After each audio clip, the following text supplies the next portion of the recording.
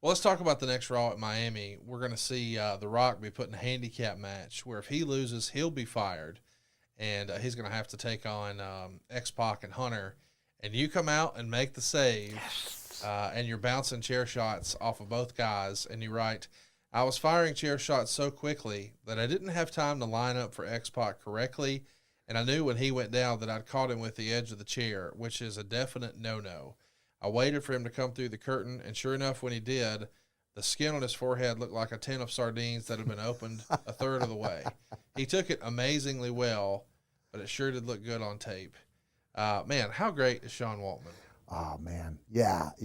Up until a few years ago when I still thought, I'm not saying he doesn't have a run left in him. I don't think he thinks he has a run left in him. He does. You think so? He's got a couple at this matches point? in him.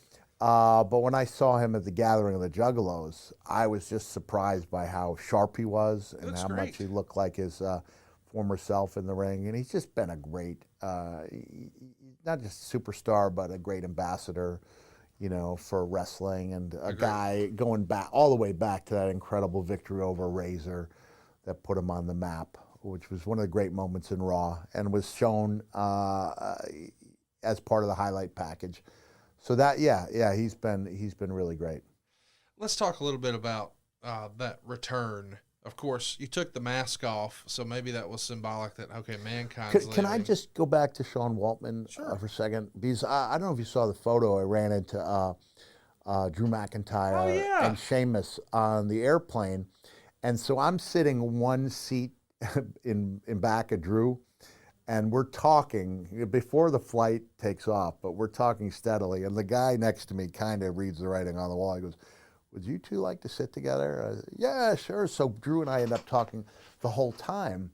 And he brought up that when he and Brock first got together, Brock was like, and this shows you the wisdom of Brock Lesnar. He's like, you have to stop bumping for everyone because you get caught up in that idea of having a great match every time.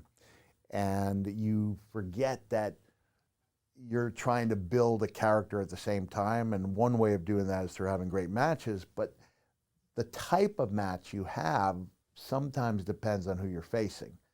And so I told him about this time with Sean Waltman where we're getting together before the retirement match, before the Hell in a Cell.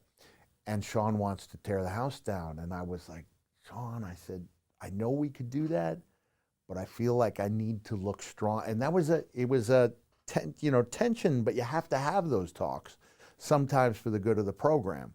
And it wasn't the type of match that Sean wanted to have, but it was the type of match I thought we needed to have. Yeah. And I think that we're big fans of what we do hopefully can open their minds to the idea that there is a time and a place to take one for the team and have less than the best match you can have because it's better for the bigger story. Yeah, bigger picture, yeah.